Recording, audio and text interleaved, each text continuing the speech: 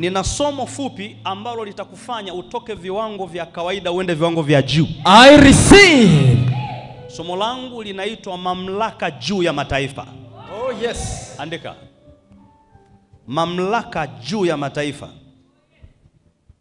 Tusome wote mara ya kwanza, mamlaka juu ya mataifa. Kuna tafsiri mbili za mataifa na nataka ujue naongelea mataifa gani. Tunaposema mataifa, mataifa yamegawanyika katika maeneo makuu mawili kwa tafsiri ya maandiko. Mataifa kundi la kwanza maana yake ni nchi nje ya Israeli ziliitwa mataifa, au nitumie neno watu. Neno sio nchi, watu. Watu nje ya Israeli, nje ya Wayahudi waliitwa mataifa.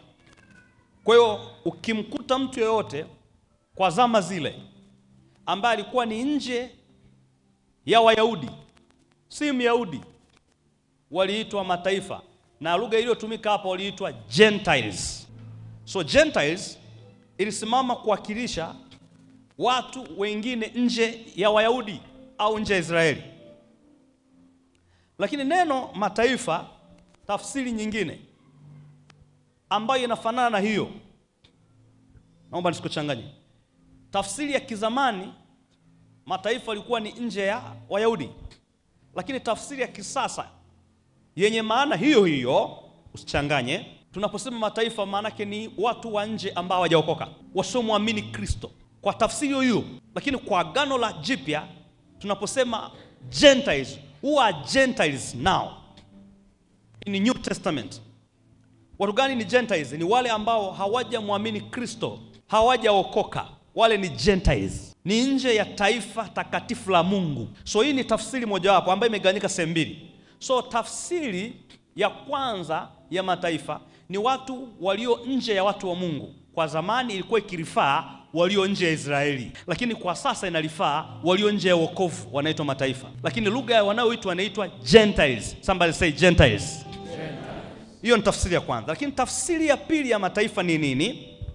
Tafsiri ya pili ya mataifa maana yake ni nations, yani nchi mbalimbali au nchi ambazo ziko nje ya hiyo nchi nyingine. Kwa mfano Tanzania hapa, tunaposema Tanzania, sisi tuna mataifa mengine yaliyo nje yetu. Tukisema Japani, Indonesia, Gabon, Rwanda, tukishatamka hivyo maana yake haya tunaita ni mataifa, nations. Si kwa mantiki ya kwamba hawamwamini Mungu wetu, no. Si kwa mantiki ya wana Mungu wa Israeli, no. Ila kwa mantiki ni nchi zingine. Kwa hiyo tafsiri ya pili ya mataifa maana yake nchi zinginezo. Are we together? Oh yes. Sasa leo ninapoleta somo kuwa na mamlaka juu ya mataifa, ni mataifa gani inayorifaa? Mataifa ambayo ninalifaa hapa kuwa na mamlaka juu ya mataifa ninayorifaa ni mataifa gani? Ni mataifa ambayo ni nchi zingine. Oh yes. Mungu alivyo tu design, tuko pamoja, nione mkono, tuko pamoja. Mungu alivyo tu design, hakukudesign kwamba ukiwa Mtanzania mamlaka yako ishie Tanzania. That's a wrong gospel. Na ndio maana kuna watu wengi leo wanadhani kwamba ukiwa nchi moja unaweza kuwa na kila kitu. Mungu akutuumba hivyo na sio mpango wake. Oh yes. Leo nataka nikushangaze. Mungu alipotuumba, kuna baraka yako iko nchi nyingine. Oh yes. Okay, you don't get it. Mungu alivyotuumba, kuna mtu mwenye baraka yako yuko nchi nyingine. Yes. Andika mambo unapojenga msingi wa somo langu. Mungu alivyotuumba, nitakuonyesha maandiko. Kuna baraka yako iliyo nchi nyingine, lakini vile vile kuna mtu mwenye baraka yako aliye nchi nyingine. What do I mean? Kwa mfano nikisema kuna baraka yako iko sehemu nyingine, it means maybe kuna mgodi wako uko nchi nyingine. Wazungu wanatumia sana hii kitu, wanaweza kuliko sisi. Wazungu wameadvance sana kwenye hii terminology. Wamepata ufahamu kwamba baraka zao haziwezi kudepend. Huwezi kumkuta Mrusi na depend baraka za Urusi peke yake. No. Kwa inawezekana kuna chimbo lako huko, lakini hali kadhalika inawezekana kuna mtu mwenye baraka yako yuko huko. Ni mawili, either aje ama nimfuate. Kuna mtu ambaye hayuko Tanzania, nisikilize, mwenye baraka yako. Oh yes. Mungu ndivyo alivyotuweka. Mungu aliweka mataifa yategemeane. Sasa ili uwe na mamlaka, naenda haraka kidogo, ili uwe na mamlaka juu ya mataifa, mataifa nazo umeshaona juu ya nchi nyingine, uwezi kuwa na mamlaka haya. Maandiko yanasema muombe Mungu. So namna ya kupata mamlaka haya nitakuelekeza. Ni kuomba.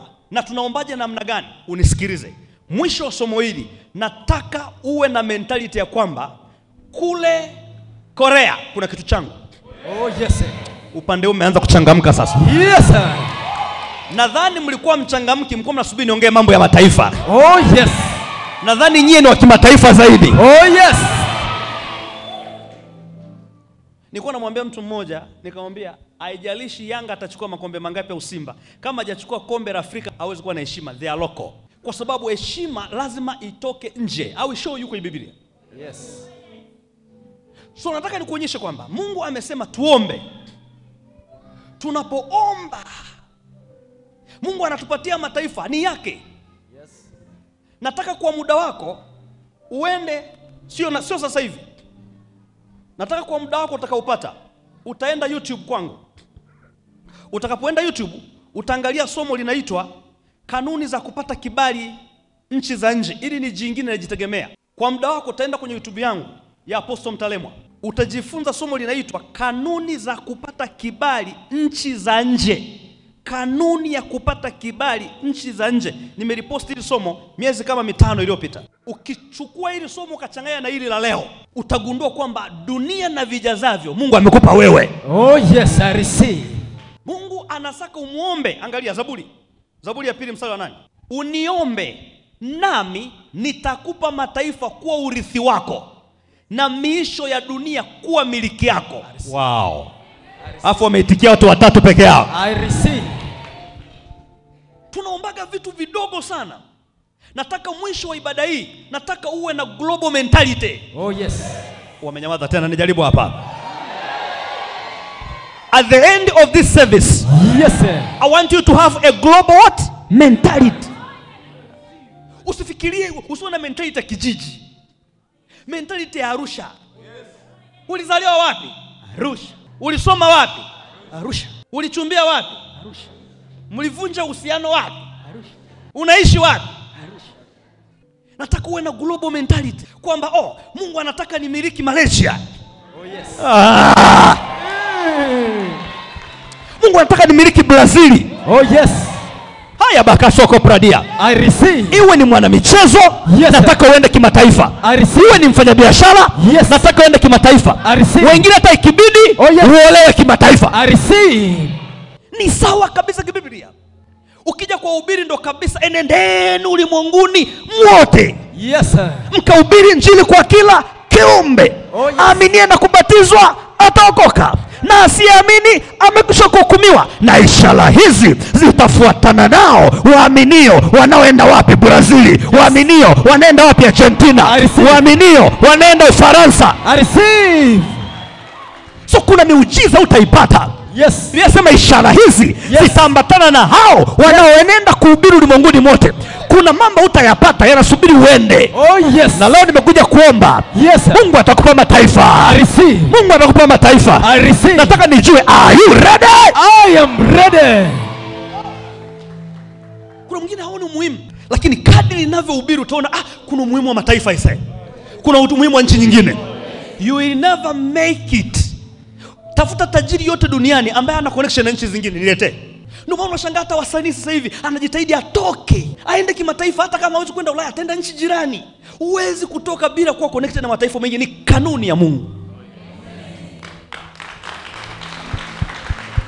Na ndio maana kwa namna yote ile tunapokuwa pia tunaiombea nchi, nisikilize kwa makini, lazima tuombe nchi iwe na uhusiano mzuri na mataifa yote. It's very important. Kitendo cha Tanzania kutokuwa na uwezo kuingia visa nchi fulani, maana yake kuna baraka zetu za nchi hiyo zimezuiliwa. Halo, naongea na mtu hapa. Oh yes. Ungenijibu kwa kunyanyua mkono ndo kapiga na kelele. Halo. Ndio maana Yesu Kristo wakati anataka kupaa kwenda mbinguni, akamwambia wanafunzi, nataka muende dunia yote. So Yesu wakati anaagiza wanafunzi alisema nataka muende huko kote, lakini hamwezi kwenda mpaka niwape nguvu. Oh yes. Now wait. Kama Yesu anataka kuwatuma mataifa, anatuma wanafunzi waende mataifa yote, anataka wape nguvu. Jiuliza why? Nitakupa majibu. Kama Yesu anataka tuende kwenye mataifa lakini tuwe na nguvu, maana yake kuna resistance. Kuna vizuizi. Oh yes. Mungu akitaka uende kwenye mataifa anakupa nguvu. Sababu ni hii. Anajua utakutana nini? Na upinzani. Wangapi mko hapa kutaka ujue mlitafuta visa sehemu na umekosa? Wangapi mmekosa visa mpaka leo? Mko wengi. Do you know kuna kizuizi. Na ndio maana nimesema ukasome ukafuatie somo linalosema kibali cha mataifa, utajifunza yote haya. Kwangu sio siku yangu leo.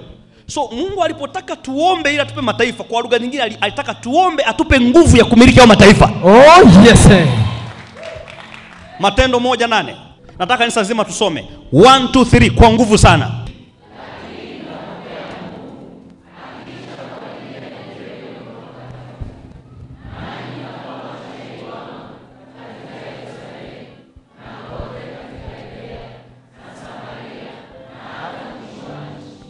Neno nchi pale inayozungumza is not a country. Hamaanishi the end of the country. No.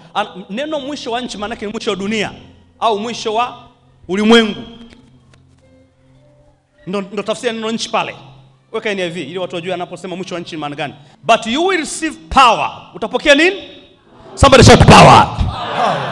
But you will receive power when the Holy Spirit comes on you, and you will be my witness in Jerusalem and in all Judea, in Samaria, and to the ends of the earth.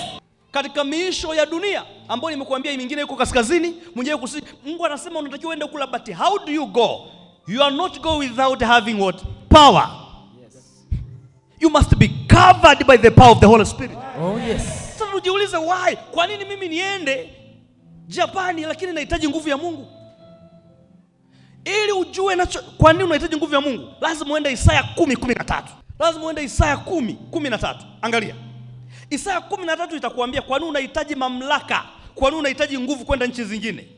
Isaya 10:13. Kwa maana asema, kwa nguvu za mkono wangu. Umeona neno nguvu? Oh yes. Kwa maana asema, kwa nguvu za mkono wangu nimetenda jambo hili, na kwa hekima yangu, maana mimi nina busara, nami nimeondoa mipaka ya watu. Oh yes. Nikaziteka akiba zao. Oh yes. Nikawaangusha waketio juu ya viti vya enzi kama afanyavyo shujaa. Oh yes. Mungu anasema mimi uwezo wangu una uwezo kwenda kuondoa boda. Yes. Oh yeah yeah, oh yeah yeah. Oh yes. Mungu anasema uwezo wangu mimi unaweza kuondoa nini? Vizuizi. Oh yes. Kwa hiyo ndio maana unatakiwa muombe Mungu mataifa. Oh yes. Unapomwomba Mungu anakupa nguvu zake. Oh yes. Nguvu zake zinaondoa nini? Vizuizi. So leo ibada ya leo ni special. Oh yes. Nitaondoa kila kizuizi. Oh yes. Hiyo visa utapata. I receive. Lakini vizuizi sio tu hivyo. Kuna vizuizi mwingine anatamani kwenda lakini hana hela. Yes. A devil will do everything. Yes. Ili uhakikisha uende mataifa mengine. Oh yes. Na kuna watu wameenda kwenye mataifa mengine lakini hamna wanachokifanya kule. Yes. Ni majobless. Ni kwa nini? Kuna roho fulani huwa inawakamata watu wasende kwenye mataifa mengine. Oh yes. Naiondoa leo. Oh yes. Naiondoa leo. Oh yes. Sio ni mkono wako, naiondoa leo. Niweke message kwenye sentence ya kwanza, message translation. The way he goes around saying, I have done all this by myself. I know more than anyone. I have wiped out the boundaries of the whole countries. Kwamba kuna mipaka huwa inazunguka nchi. Biblia inasema Mungu anaweza kuiwipe out. Oh yes. Neno kuiwipe out so maana mpaka wa Kenya Tanzania utoke, mpaka wa Uganda na no, maana yake kufungua. Oh yes. Now, lengo la Mungu kufungulia mipaka ni nini? Jamani, halo. Oh yes sir. Rudisha your message. Angalia lengo la Mungu kufungua mipaka yako. I have wiped out the boundaries of the whole countries. I have walked in. Maana yake nimeingia sasa. Yes. Nimeingia kwenye hizo nchi zingine and taken everything I wanted. Oh yes. So there is something you want in China. Yes sir. Aya. Oh yes sir. Aya. Yes sir. Do I have somebody here?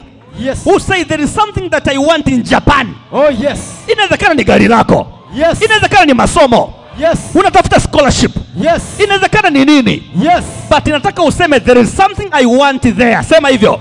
There is something I want there. Say it again. There is something I want there. Say it again. There is something I want there. Yeah. So reason ya kwamba leo nakuja kwenye embassy fulani na tafuta sijui visa, there is a reason. There is something I want. Oh yes. Powerful. Nina watu wa kimataifa kweli hapa? Oh yes.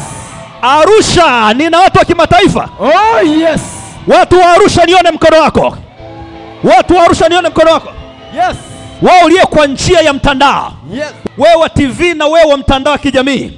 Wewe unaniangalia kwa njia ya YouTube. Unataka kwenda kimataifa? Kuna reason moja.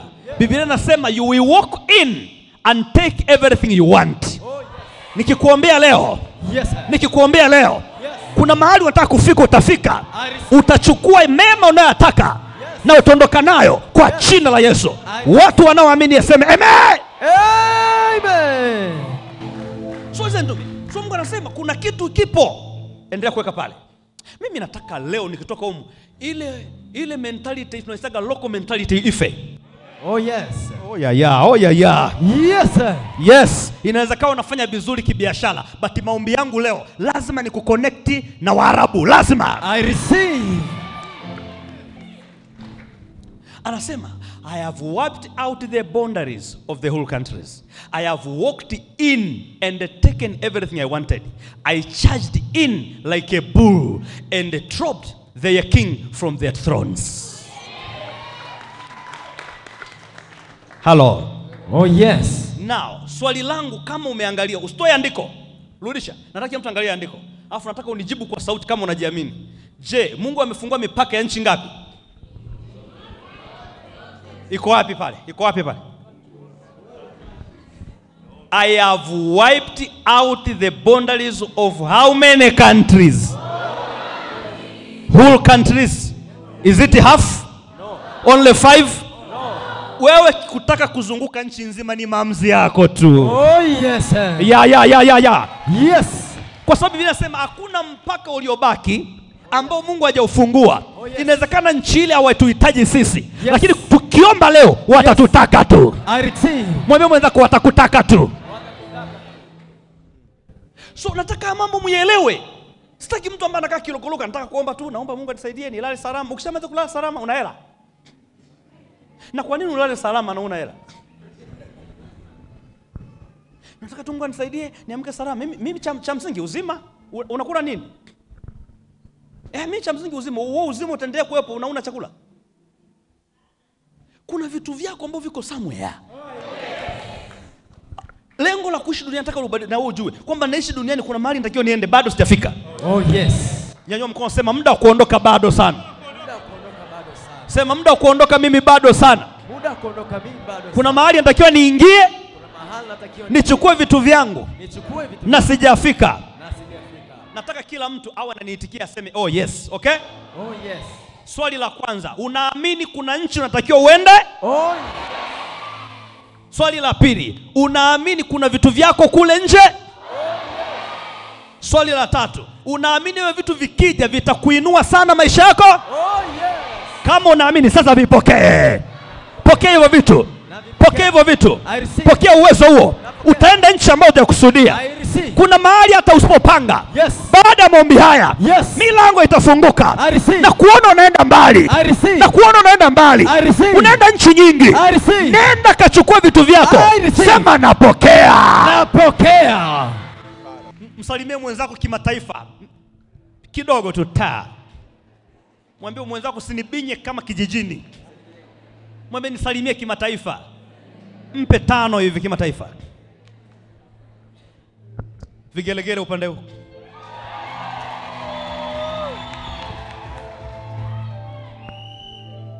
Ulimwengu na vijazavyo. Yes sir. Wameitikia wawili. Ulimwengu na vijazavyo. Ulimwengu na vijazavyo.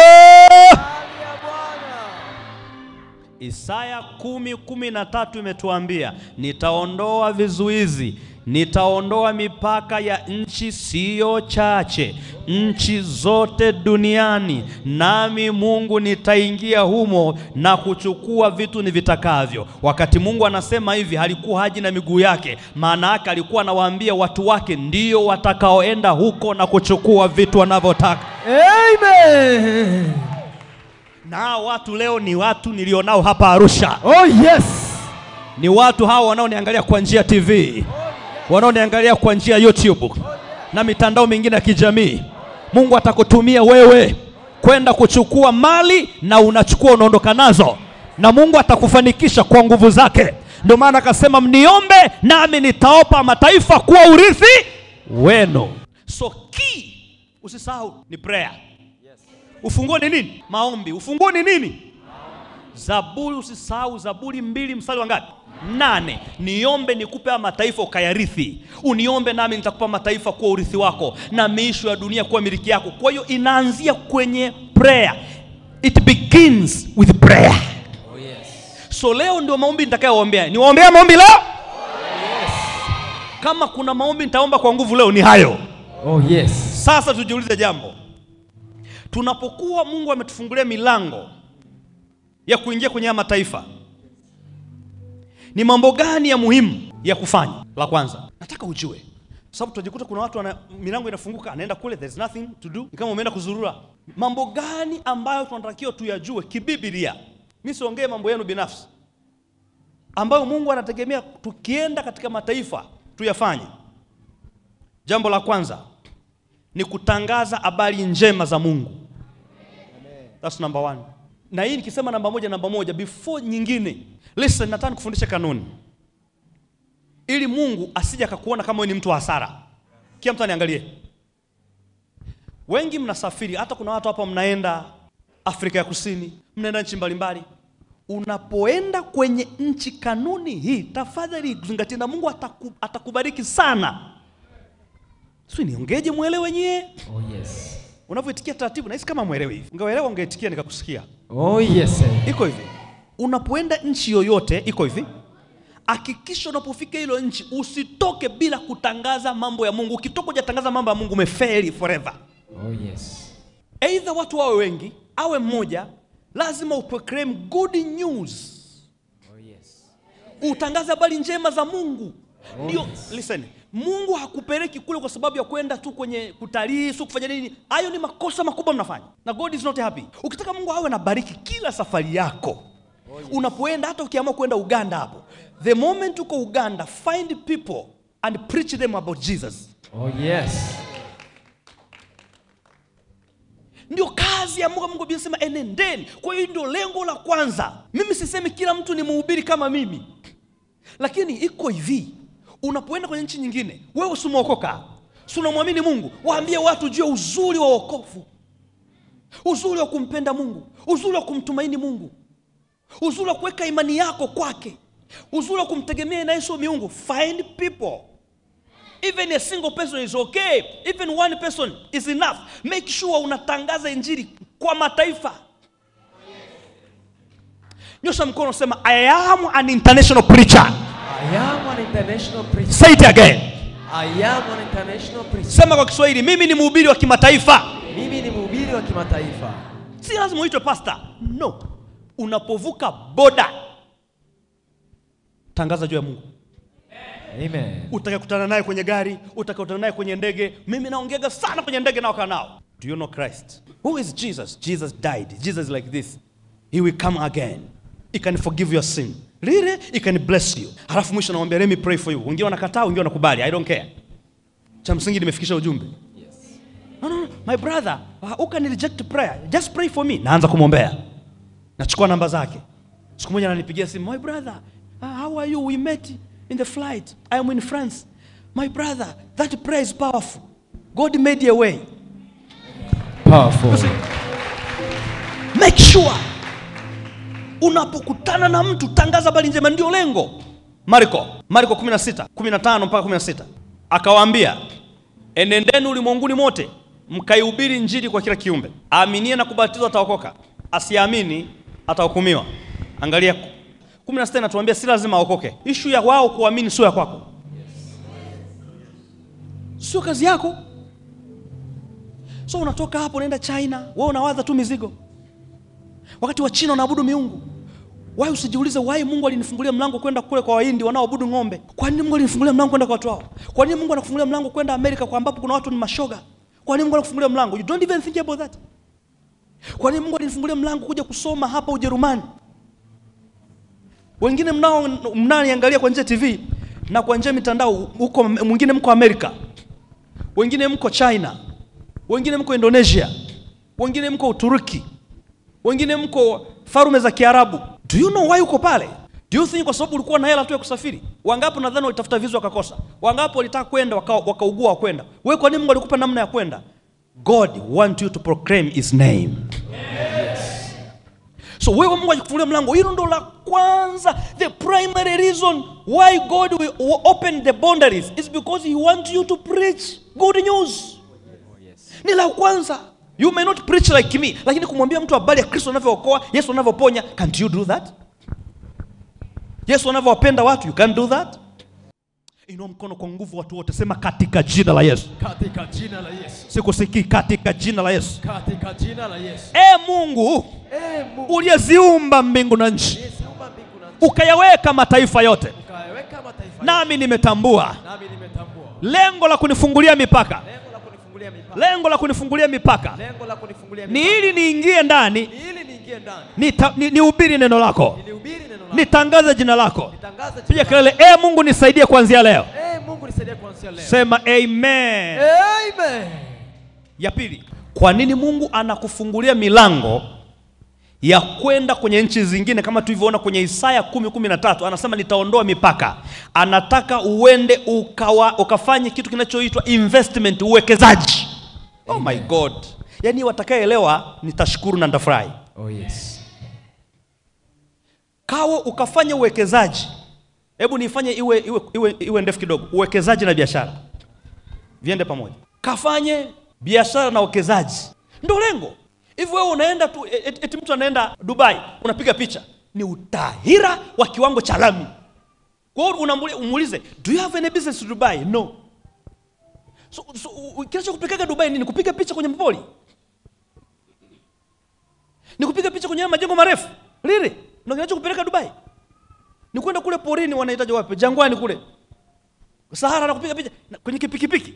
Sijasema usienjoy, lakini pamoja na kuenjoy kwako, which business are you doing there? Wengi mnapata neema hapa, mnatoka, wengi mnaenda Malawi. Do you have business? Kuna business unafanya kule? Don't you think kuna watu kule mnaweza kuingia nao mkafanya business nao? Do you know kwa nini Mungu amkwambia ende kule? Sasa nimegundua na wewe utakuwa ni shahidi wa kwanza, utaniambia mwenye moyo wako, watu wengi hamjui kwa nini mnaenda nchi za watu. Mnaenda kilimbukeni. Kiuswahili sana. Watu wajue nimeenda Ujerumani. So tukishajua, what are you doing there? Do you have any investment there? Una investors kule? Umepata investors? Are you doing business? Lengo la kwenda nini? If una mambo, baki nchini kwako, kwa sababu ndio lengo la Mungu, na hii inayowaambia ni kibiblia. Sasa nataka ufikirie wewe ambao unaendaga hizo nchi. Umeshatafuta investors huko? Umewekeza chochote? Are you having any business? Una connection na biashara huko? Hizo pictures zinasaidia nini? Unatofauti gani na maslahi queen wa mtandao? Ni ushamba mkubwa. Unatuwekea picha, alafu una business, kesho hata ukipata shida hakuna kukusaidia kwa sababu tumekuona unapiga picha tukadhani una hela, alafu safari yenyewe ulipelekwa. Sio lengo la kwenda hizo nchi. Wenzako wanaposti biashara walizonazo, wanaposti jina ya kampuni alionayo pale Dubai, pale Abu Dhabi, anaposti. Hawa ndio watu wenye akili. Wewe unaposti nguo zako, unabadilisha kutoka hoteli moja kwenda nyingine, kahaba mkubwa wewe. Ndicho kicho kupeleka kule. Status imejaa tu, unatoka chumba kimoja cha hoteli unaingia kingine. Ndicho kicho kupeleka kule.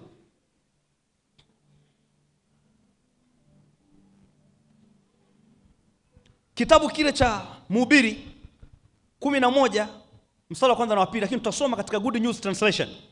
Na angalia, nataka kila mtu asikilize kwa makini. Hata wale ambao mjui lugha, tutaitafsiri lugha irudi Kiswahili. Nataka uelewe kwa nini Mungu anakuambia uende nje. Angalia, invest your money in foreign trade, and one of these days you will make a profit.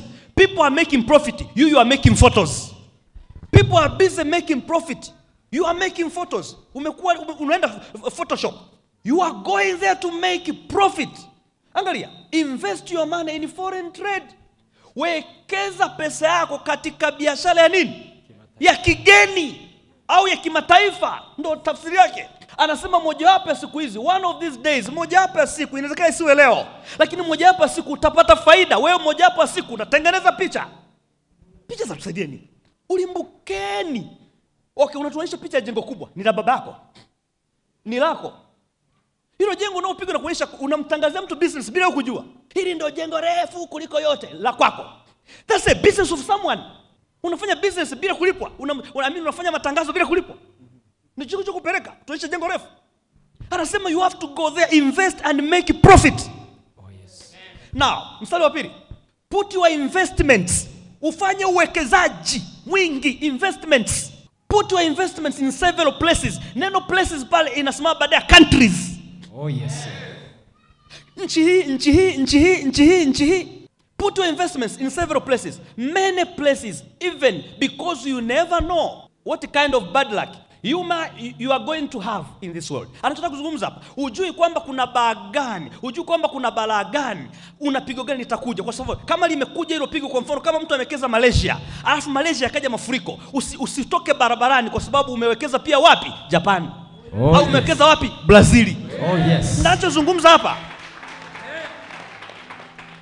Anasema hivi, Mungu anasema, maandiko yanasema, hakuna mwanadamu yote anayewekeza kwenye nchi moja. Kwa mfano, hiyo nchi uchumi umeshuka, na wewe ushuke. Watu wajanja hawawekezi nchi moja. Watu wajanja kwa sababu uchumi wa nchi unaweza kufluctuate. Panaweza kutokea economic crisis. Panaweza kutokea economic depression pale. Je, na wewe uende chini kwa sababu pana shida ya uchumi? Anasema watu wajanja anakuwa na uchumi. Afrika ikienda vibaya, anaenda Asia. Oh yes. Asia na kitu chake ametega. Asia pameenda vibaya, Amerika na kitu chake ametega. You must be praying for that. Ndio maana Mungu akasema niombe nikupe hayo mataifa ukamiliki huko. Oh yes. Wangapi wanaelewa? Nenda mkono. Tell your neighbor invest. Tell your neighbor, unajua jina langu jingine? Mwambie cheo changu kingine naitwa investor. So kama ni mwanaume mwambie Mr. Investor. Miss Investor. Listen, let me tell you, be an investor. Yes. Watu wakija kwako, okay, watu wanafuata. Bwana tuliona uliposti, ulikuwa nchi gani? Ulikuwa mnapenda? Ulikuwa Korea. Swali la pili. Do you have any business? No, nilimtembelea auntie. Sisemi usimtembelee auntie, lakini ukienda kwa auntie unakuwa na mentality ya kwanza, preaching good news. Ya pili, investing. Oh yes. Kama umeamini ninachokisema ni cha ukweli, ungepiga makofi mazuri. Sema, inua mikono miwili, sema Baba katika jina la Yesu, naomba unisaidie. Niwe mwekezaji. Kila nchi utakayofungua mlango nikajikuta nimeenda huko, naomba unipe kuwa mwekezaji. Amen. Amen. Sasa ukishakuwa mwekezaji, maana yake una hela, si ndio? Oh yes. Si ndio? Ukishakuwa na hela unaenda kwenye lengo la tatu la Mungu. Unayakopesha mataifa. Oh yes. Namna moja wapo ya kukopesha mataifa wanaifanya sana wa China. Do you know how? Mchina anakupa mzigo wa milioni 50, anasema kauze, utaniletea hela yangu na profit juu. Huko ni kukopa. Wa China wanafanya sana kwenu. Hawafanyi hivyo? But you have to do it you. Oh yes. Hiyo ni moja wapo ya mkopo. Mikopo mingine kisema hapo utalia. Sisemi. Na imekuwa mizito. Lakini mikopo hii hawakuambia wao tupe sisi, ni kinyume na Biblia. Sisi ndio tunatakiwa tuwape. Oh yes. Ona tulivyo mbali na Biblia.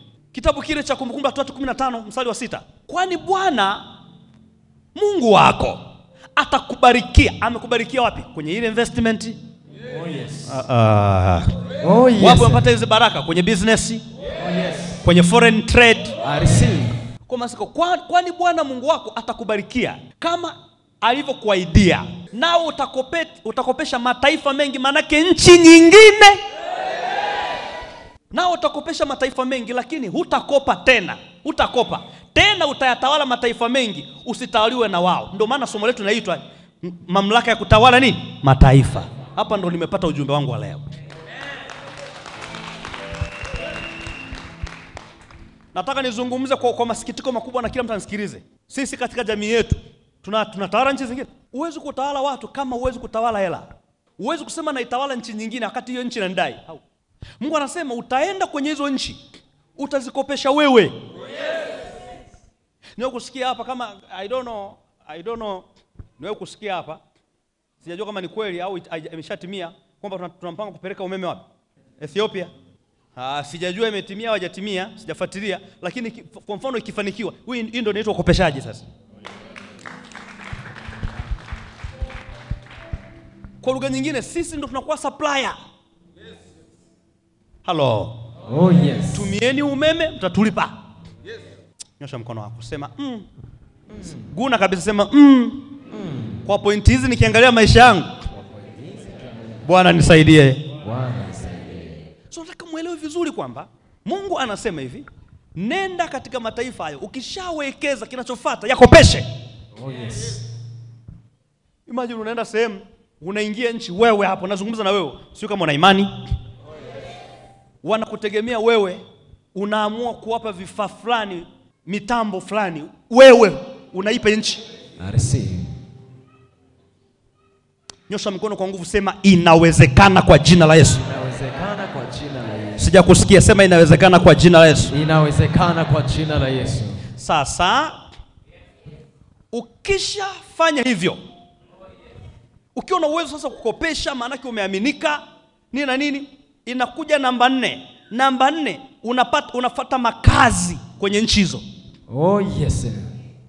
Unaishi kwenye hizo nchi. Isaya 54:3. So haya yote ni Mungu anategemea. Nataka nikusikie una nyumba Ujerumani. I receive. You see. I receive. You see.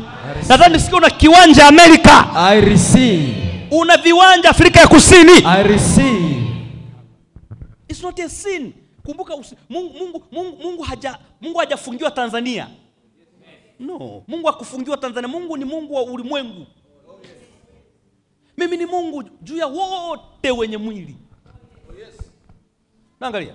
Kwa maana utaenea upande wa kulia na upande wa kushoto, na wazao wako watamiliki mataifa. I receive. Wataifanya miji iliyokuwa ukiwa kukaliwa na watu. I receive. Tunataka ukakae sehemu. Oh yes. Biblia imesema hajasema? Imesema. Haya, wewe kwanza nchi una kiwanja. Yaani mpaka hapo ulipo una kiwanja. Ninapoongea kimataifa ndio uelewe, unatamani ibada ishe. Yaani ndio uelewe unaongea nini? Na ndio tumekuwa na kanisa mufirisi. Ndio hatuwezi kujenga makanisa, watu na mentality za nyanya na uyoga. Mentality ndogo.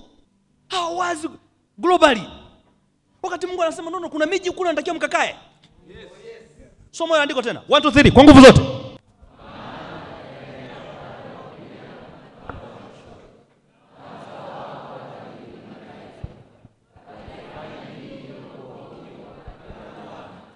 Biblia inasema utaenea. Biblia inasema hata kama sio wewe, basi watoto wako. Nyosha mkono sema kama sio mimi wanangu. Kama sio mimi wanangu. Sema tena kama sio mimi wanangu. Kama sio mimi wanangu. Now, sasa umeshajenga miji yako. Haya mambo nao hapa ni series.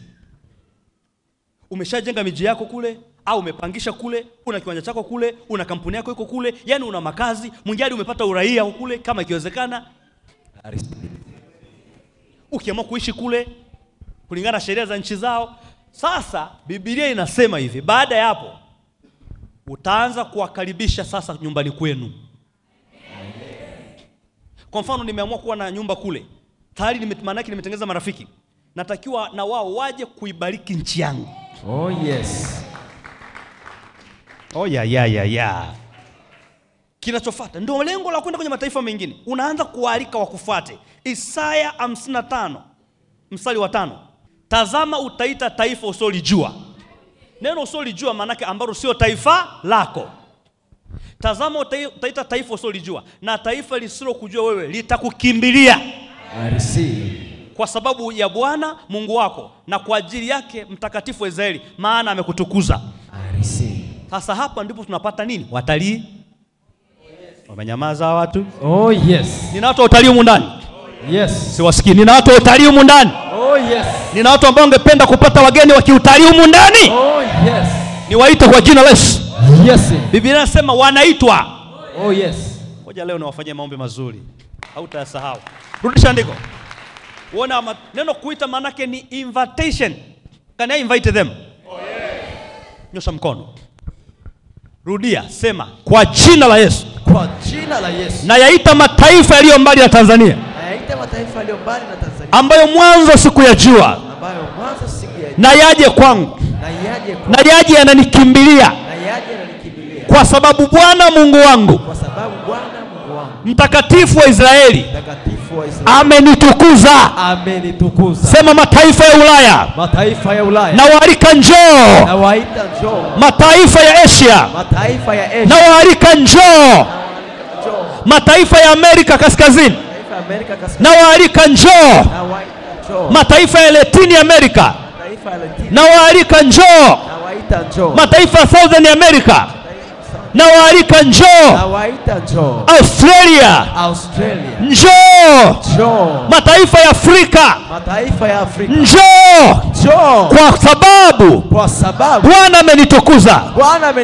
Isaya 60 mstari wa 3. Na angalia kitakachofanya mataifa yaje. Kitakachofanya mataifa yaje. Mimi nataka kufuata. Listen, mimi nataka aje mtu hata kama umjui, mkutane naye pale sokoni, aseme nataka nifanye biashara na wewe hapa Tanzania. I receive. Naongea lakini naona kuna watu hapa watashuhudia hapa. Oh yes, I receive. Nilikutana na mtu alikuja Tanzania, nilikutana naye hapa Arusha, akaniambia unaonaje tufungue kampuni ya utalii? Akanipa hela zote. Jamani namshukuru. Itatokea kwa mtu. I receive. Kwa nini? Neno nitakalo itamka leo alitanguka. Maombi yangu lazima kuna watu wataletwa. I receive. Ni wewe tu zubaye. Ni wewe tu zubaye. Oh yes. Kuna watu wataletwa. Yes. Isaya 63. Na mataifa wataijia nuru yako. Oh. Na mataifa wataijia nuru yako. Oh yes. Na wafalume. Yes. Kujia mwanga wa mapambazuko yako. I receive. Pamepambazuka kwa jina la Yesu. I receive. Kama uliishi gizani, yes, pamepambazuka kwa jina la Yesu. I receive. Watu wataiona nuru yako. I receive. Urusi wataona nuru yako. I receive. Waitaliano wataona nuru yako. I receive. Wa Amerika wataona nuru yako. I receive. Wa Nigeria wataona nuru yako. I receive. Wa Malawi wataona nuru yako. I receive. Watakujia kwa jina la Yesu. I receive. Piga kelele na wapokea. Pokea. Now, kwa nini utakuja? Kuna nuru kwako. Nuru imetoka wapi? Bwana ni nuru yangu na ngome yangu. Oh yes. Ni muofu nani? Yes. Ipo nuru juu yako. Ipo nuru juu yako. Haujaelewa? Ipo nuru juu yako. Natamka nuru kwenye uso wako. Natamka nuru kwenye macho yako. Natamka nuru juu yako. Natamka nuru juu yako. Utakuwa unatembea namna hii. Yes. Watu wakikuangalia uso, yes, wanakuona tofauti. Wanakuona ni mtu mwaminifu. Wanakuamini. Naandisha makampuni. Wanakuamini. Nachimba migodi. Yes. Wanakuamini. Naweka maduka. Yes. Nuru yako ikang'ae. Nuru yako ikang'ae. Nuru yako ikang'ae. Nuru yako ikang'ae. Nuru yako ikang'ae. Watu watakuja, yes, ambao hujawahi kuona, hujawahi kuongea nao. Yes. Wanavutiwa na wewe. Yes. Kwa sababu ya ile nuru. Yes. Watavutiwa na wewe. Oh, yes, kwa sababu ya ule mng'ao. Pokea mng'ao wa Yesu. Pokea mng'ao wa Yesu. Pokea nuru ya Yesu. Shika uso wako, sema napokea. Napokea. Fanya tena hivyo. Napokea.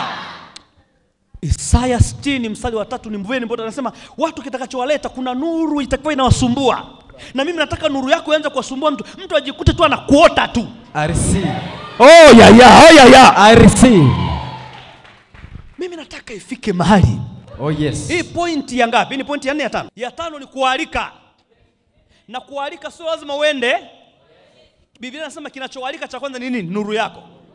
Oh yeah. Oh yes. Rise, shine. Your light has come. I receive. Sasa nataka niombe maombi yanaitwa maombi ya nuru. Kila mtu ashike paji la uso. Na usiazembea maombi. Inawezekana ni kwako, kwa mwanao. Mimi nakuambia kuna mtu atakuja anasema mwanao nimempenda nataka nikamsomeshe. I receive. Mbona mnaitikia kinyonge sana? I receive. Inawezekana wewe utaki lakini mwanao anahitaji aende bwana. Yes. Haiwezekani ukawa usafiri. No. Weka mkono kwenye paji la uso kaka. Weka mkono kwenye paji la uso. Alafu utamke kwa nguvu, sema katika jina la Yesu. Katika jina la Yesu. Kama ilivyoandikwa pia katika kitabu cha Hesabu. Ya kwamba nuru za Bwana zikuangazie. Kwamba nuru ya Bwana ikuangazie. Nataka kutembea na nuru Bwana. Mungu. Kama kuna uso wa giza nimetupiwa. Ndio maana kataliwa. Mataifa wanitafuti. Watu wa nchi zingine wakiniona wananipita. Baba katika jina la Yesu. Baba katika jina la Yesu. Ninapoweka mkono wangu kwenye uso, natamka nuru inayotokana na Injili. Natamka nuru inayotokana na Yesu. Maana Yesu ni nuru yetu. Natamka na nuru inayotokana na neno la Mungu. Kwa maana imeandikwa, neno lako ni taa wa miguu yangu na mwangaza wa njia yangu. Natamka neno la Mungu lililo ndani mwangu linizalie nuru. Watu wakiniona, mataifa wakiniona, wavutiwe na mimi kwa ajili ya uwekezaji. Wavutiwe na mimi kwa ajili ya biashara. Wavutiwe na mimi kwa ajili ya elimu. Wavutiwe na mimi kwa ajili ya kipawa nilicho nacho. Kipawa changu nilicho nacho kitavutia mataifa. Kipawa changu, karama yangu, talanta yangu itavutia mataifa. Na waita waje kwa ajili ya nuru yangu. Maana imeandikwa, kwa ajili ya hiyo nuru mataifa watakuja, na sio mataifa wa kawaida, na wafalme wao. Wafalme njoo! Mataifa njoo! Wawekezaji njoo! Wale wanaohitaji kuona kipawa changu, wale wanaohitaji kuona biashara yangu, njoo! Huwa natumiaga sana ile andiko. Huwa natumia sana ile andiko kuombea watu, hata pia wana michezo wanapokuja kwangu. Nakwambia no. Lazima uwe global. Wote huwa nawaambia, don't be local. Huwa nawaambia wanatakiwa hicho kipawa kionekane. Listen, shetani anaweza kufanya kipawa chako kuna watu wanacheza mpira wana ufundi mwingi kuliko hata Ronaldo. Kwa taarifa yako. Do you know why? Hakuna kuwaona. Tuna vijana wazuri watundu wa mambo haya ya kompyuta. Ni watundu utafikiri mpaka wanaoitwa wale computer wizard. Utafikiri alitengeneza yeye, lakini yuko pale jobless. Yuko pale wapi pale? Wako Kimandoru. Mtu amekaa Kimandoru hana chochote, lakini yani hiki kipawa kwa nini hakionekani? Hiki kipawa, niangalieni watu wote. Kwa nini hiki kipawa hakionekani? Unakuta mtu ana ujuzi wa mambo ya madini, lakini kwa nini watu wakiona? Shida iko wapi? Maana kuna giza. Mungu akagundua akasema no. Inatakiwa nuru ikufunike, alafu watu mataifa waijie nuru yako. Kumbe lazima uone nuru kwako. Uwe na nuru kwa Yesu. I receive. Pokea nuru. I receive. Pokea nuru. Napokea. So lazima kuna nuru. Kuna nuru inapungua. Leo maombi yangu, ndio maana leo lazima tuombe. Niombe nikupe mataifa. Kwenye maombi yale kuna vitu vingi. Moja wapo kitu tunachopewa kwenye maombi ni nuru. Maisha yako yakiwa yamefunikwa na giza, my dear, unaweza kuwa hata mrembo, wanaume wote unaona unafanana paka. Wewe unasema yes sana, kuna kitu. Watu wanakupita tu. Unashangaa, what's wrong with me? Kuna shida gani? Giza. Biashara yako ambayo kuna mtu ana biashara ndogo tu ya kawaida, lakini watu wanaitaka, watu wanataka bidhaa, anapeleka Kenya, anapeleka wapi, anapeleka Rwanda. Wewe kwako ni bora, quality, lakini nobody is asking anything. What's wrong? Nuru. Mimi nataka niongee. Na nataka nikuombee. Tatizo lako umechoka sana. Nataka nikuombee, mkono wako ukiwa juu. Kila uchawi. Na wewe unaniangalia kwenye TV, unaangalia kwenye mtandao wa kijamii na YouTube. Kila uchawi ulioweka giza, una kipawa hakionekani. Watu wanakuja nje wanatafuta vipaji, lakini hawakuoni wewe, hawaoni mwanao. Leo mwisho. Una biashara ambao wanatakiwa waichukue. Wengine mna nyumba za kupangisha, wanatakiwa waje wageni wazipangishe, lakini hakuna mtu kuiona nyumba yako. Nini kinaendelea? Nani kakuwekea giza? Natamka kwa jina la Yesu. Kila gizo lilowekewa. Kila gizo lilowekewa. Kila gizo lilowekewa. Naliondoa giza. Na baadaye giza ikawe nuru. Ikawe nuru. Ikawe nuru. Ikawe nuru. Ikawe nuru. Ikawe nuru. Ikawe nuru. Kwa nini nuru? Kwa nini nuru? Isaya 63 ni ya muhimu. Kwa nini nuru? Isaya 63. Tusome wote. 1 2 3. Na mataifa wataijia nuru yako, na wafalme kuujia mwanga wa mapambazuko yako. Piga kelele, imepambazuka. Imepambazuka. Sema biashara yangu imepambazuka. Ajira yangu imepambazuka. Mambo yangu yamepambazuka. Mambo yangu yamepambazuka. Mradi wangu umepambazuka. Kinachofanya upambazuke ni nini? Nuru iliyo juu yako. Celebrate Jesus. Ongeza kelele, ongeza kelele, ongeza kelele, ongeza kelele.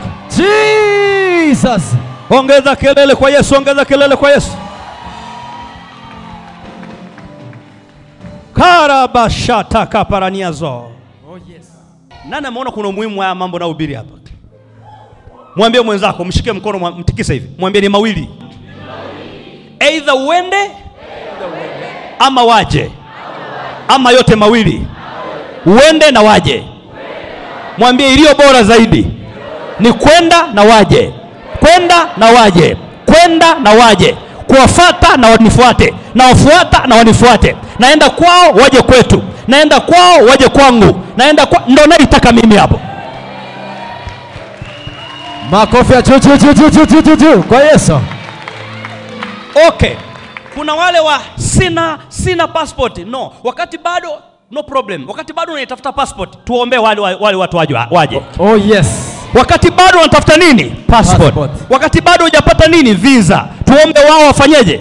Waje. Isaya 63 inakuruhusu waje, watembee wao, wapande ndege wao, wakufuate wewe. Yes. Kama una kampuni ya utalii.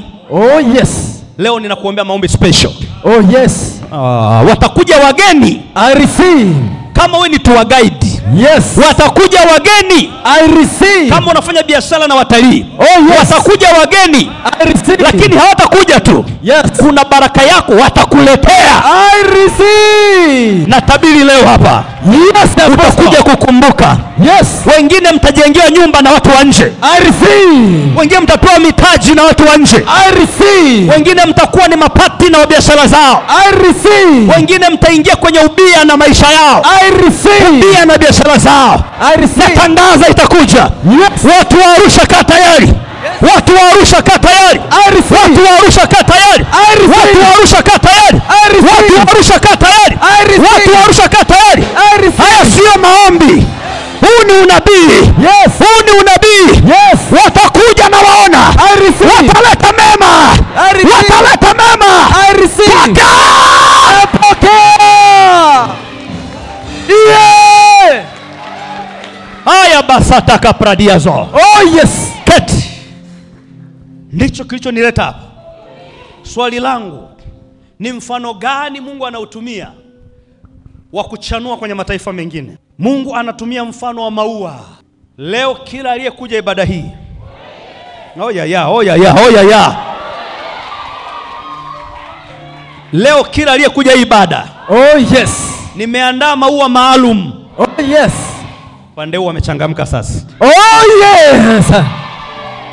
Leo aliyekuja ibada. Oh yes. Nimeandaa maua maalum. Oh yes. Hayauzwi. Oh yes. Nitakupatia bure. Oh yes. Na maua yatawakumbusha. Oh yes. Mtachanua kimataifa. I receive. Kupitia elimu utachanua. I receive. Kupitia biashara utachanua. I receive. Kupitia injili utachanua. I receive. Uwekezaji utachanua. I receive. Utachanua kimataifa. Isaya 61 mstari wa 11 Kiswahili. Maana kama nchi itoavyo michipuko yake. Yes. Wow. Na kama bustani ioteshavyo vitu vilivyopandwa ndani yake. Oh yes. Now, unapenda kufundisha. Now, ukiona neno kama kwenye sentensi yote, maana nataka kufananisha vitu viwili. Hello. Oh yes. Yule anatembea kama, manake neno kama manake inaweka comparison au inaweka ufanano. Inalinganisha au inaweka nini? Ufanano kati mawili.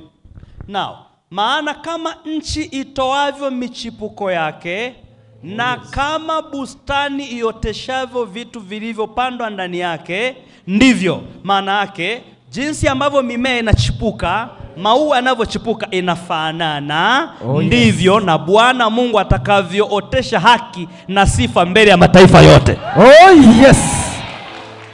Maana yake Mungu anataka kuzungumza kitu ambacho kitafanya ustawi kwenye mataifa yote. Haki ya Mungu ulioibeba iende kwenye mataifa yote inafananishwa na mmea uliofanyaje? Uliochipuka. Umeelewa? Kama umeelewa nione mkono wako. Weka message. For as the earth bursts with spring, wild flowers. Umeona maua hapo sasa? Hii imekaa sawa, imeka maua. Maua yale ya kondeni. Wild flowers as a garden succeeds with blossoming, yani kuchifua. The Master God brings righteousness into full blossom and puts praise on display before the nations. Kwamba sifa za Mungu zitakuwa wazi, zita display kwenye mataifa yote. Oh, yes. Lakini inafananishwa nini? Na blossoming ya nini? Ya flowers. Hey, hey, hey, hey, hey. Yes. Hey, hey, hey, hey. Oh yes. Kwa hiyo leo nikikupa hili huwa hivi ta. Oh yes. Kwanza nishukuru nimekupa maua. Ushakupewa? Na maua nakupa mimi sio kama yule mvuta konyagi. Haya ameombewa. Hawataki upande huu. Usifananishe maua yangu na yule mnywambege. Oh yes. Yule mvuta shisha. Umepewa maua na mtumishi wa Bwana. Oh yes. Ni maua ya kukutabiria. Oh yes. Utachanua kaskazini. Oh yes. Utachanua kusini. I receive. Utachanua mashariki. I receive. Utachanua magharibi. I receive. Nikikupa hili huwa leo. Yes. Hakuna kukunyima visa. I receive. Oh yes. Yes.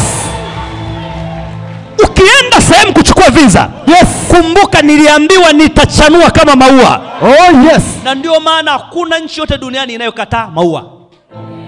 Maua ni kitu kinachopendwa kila eneo, hata kama watu wanayo watatengeneza artificial. Maua yanachanua nchi zote. Oh yes. Kwa mujibu wa Isaya 60:11, maua yanachanua nchi zote. Mungu anasema jinsi maua yanavyochanua nchi zote, Oh yes. ndivyo na ninyi haki yenu itakavyoenea mataifa yote. Hakuna taifa, iwe ni Amerika, iwe ni sera za Trump, hazitazuia. Yes, I receive. Hujanisikia, hujanisikia. Oh yes. Hakuna hata rais atakayekuja na kuleta sera kwamba no. Nataka mwanzo kuwa na ile mentality kwamba hizi nchi siingii kwa sababu ya sera za siasa au sera za mambo ya ndani za ile nchi, mambo ya nje ya ile nchi. Siingii kwa sababu ya zile sera za nahitaji idara ya mambo ya nje ya nchi. No, naingia kwa sababu Bwana ameniambia niende nikatangaze habari njema. Yes. Bwana ameniambia niende nikawekeze. Oh yes.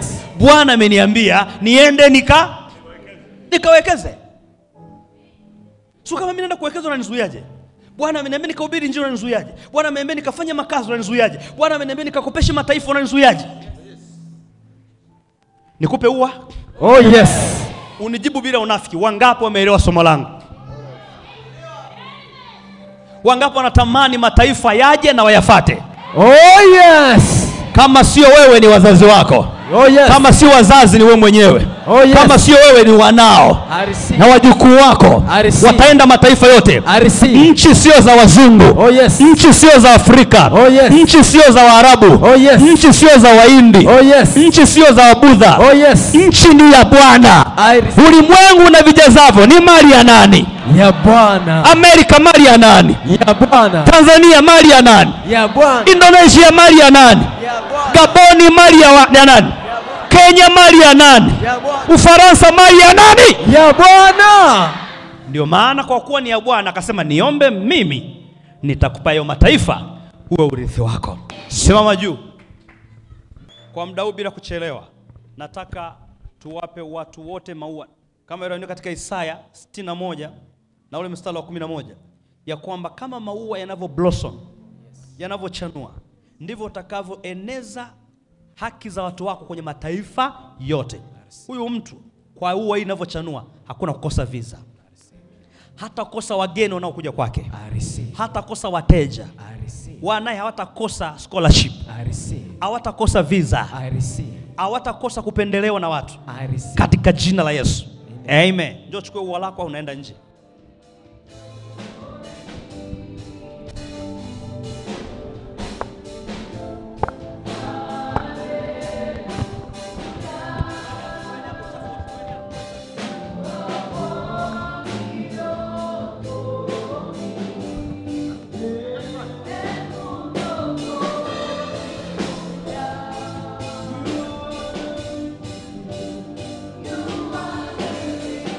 Ikiwa unaniangalia kwa njia TV au unanifuatilia kwa njia ya YouTube na mitandao mingine ya kijamii, ikiwa unaweza kutafuta ua kama hili na ukalishika tu, kama Mungu alitumia mfano wa maua kuelezea haki yake itakayoenda nchi zote, basi sisi nasi tunatakiwa kufuata nyayo hizo.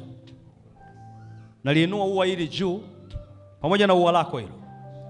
Baba, huyu mtu anayenitazama na huyu aliyeko mahali hapa, ananifuatilia online na huyu ananifuatilia live hapa, na hawa wana kwa ana hapa, utachanua kimataifa kwa jina la Yesu aliye.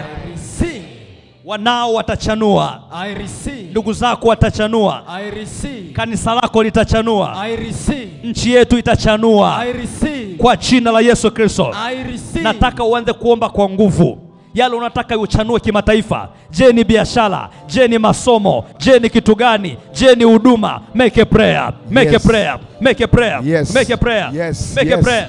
Pray, Make a kwa prayer. jina la Yesu Kristo. Make a prayer. In the mighty name Make of a prayer. Jesus.